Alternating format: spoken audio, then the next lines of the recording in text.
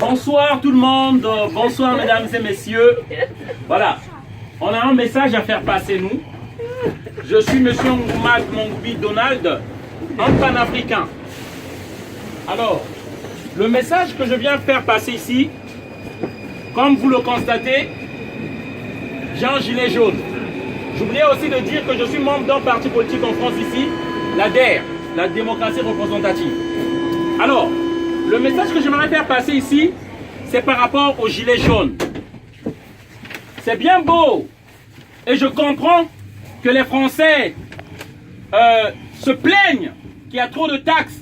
Je peux encore comprendre les taxes, tout ce qu'on nous met là aujourd'hui, c'est comme si on peut pas épargner, on peut plus épargner de l'argent. Tout est taxé. Et surtout, je viens intervenir parce que les gilets jaunes se plaignent surtout pour la taxe qu'on a mise sur le carburant. Mais j'aimerais juste faire savoir, c'est bien beau qu'on se plaigne pour le carburant, mais vous devez savoir que la France n'a pas de puits de pétrole. Il n'y a pas de puits de pétrole ici en France. Le carburant que vous avez, pour lequel vous vous plaignez, c'est pour qu'on tue encore des Africains. C'est le Gabon qui fournit le carburant qui est en France. C'est le Congo, Brazzaville, d'où je viens. C'est pour ce carburant-là, en 97, Jacques Chirac a donné des armes à un criminel, un psychopathe qu'on appelle Denis Sassou Nguesso, qui a tué des Congolais pour qu'on maintienne ce prix de carburant-là. En fait, le message que je veux faire passer, je ne suis pas contre le peuple français. Nous aimons la France qui nous a accueillis. J'ai des papiers, je suis réfugié. Mais seulement vous devez savoir, chers amis, la France que vous croyez, c'est pas cette France-là. C'est pourquoi moi j'aimerais vous informer. De Gaulle a instauré un système. Charles de Gaulle, votre héros, chez nous c'est un génocidaire, un criminel. Charles de Gaulle, au Cameroun, il a tué plus de 400 000 personnes. Le massacre des Bamileke, pour imposer un président dit-on ami de la France, un dictateur. Amadou Ahidjo. Charles de Gaulle, en 1963, janvier, fait assassiner Sylvanus Olympio, le premier assassinat de la France-Afrique, au Togo. Mitterrand, lorsqu'il arrive, il fait tuer Thomas Sankara au Burkina Faso. Renseignez-vous.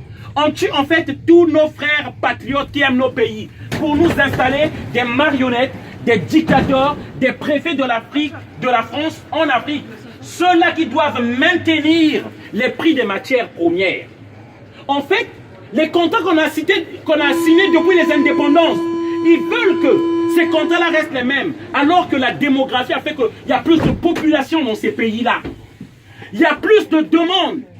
Et d'où je vous explique l'immigration dans ce pays-là. Pourquoi les gens viennent? Mais c'est parce qu'on maintient ces peuples-là dans la misère. C'est la politique de la France-Afrique. Ça, ces immigrants qui viennent ici, ils viennent chercher leur argent. Ils ne viennent pas pour votre camembert. Et ça, je veux le faire savoir au peuple français. Ces gens-là sont victimes de vos élus. Ces gens-là que vous élisez. Une fois qu'ils ont votre vote, ils font du n'importe quoi à l'Élysée. À l'Élysée existe une cellule secrète qu'on appelle la cellule secrète de la France-Afrique. C'est ceux-là qui organisent les assassinats de nos présidents, qui aiment nos pays, qui veulent créer les emplois afin qu'on reste chez nous. Et tous les présidents qui sont passés en France ont tué un ou deux présidents africains. Et je peux commencer. De Gaulle, je vous ai cité. Si je prends les Pompidou, les Valéry Giscard d'Estaing, qui a détruit la Libye, Sarkozy, qui a enlevé Laurent Gbagbo qu'on a déporté à la CPI, Sarkozy et François Hollande. C'est ça qui se passe, que le peuple français ne sait pas. À chaque fois que vous mettez du carburant pour lequel les gilets jaunes sont en train de se plaindre, vous mettez du sang africain dans vos voitures. Lorsque vous prenez le café, en France on ne fabrique pas du café. Le café vient de la Côte d'Ivoire et du Ghana. Et c'est des enfants qu'on voit dans les plantations. Afin que les prix de ces matières premières restent toujours bas. L'uranium, là, le train là fonctionne l'électricité. Il n'y a pas en France. C'est le Niger, l'uranium du Niger. Du Congo. Et lorsque vous voyez le train qui part là, les données qui sont mémorisées là, c'est le coltan, le tantal de la RDC. Et pour ça, on tue. Et on tue en masse. Et c'est ça qu'on veut faire savoir aux gens. Le monde et le luxe que nous vivons, c'est par le prix des milliers de personnes qui crèvent en Afrique.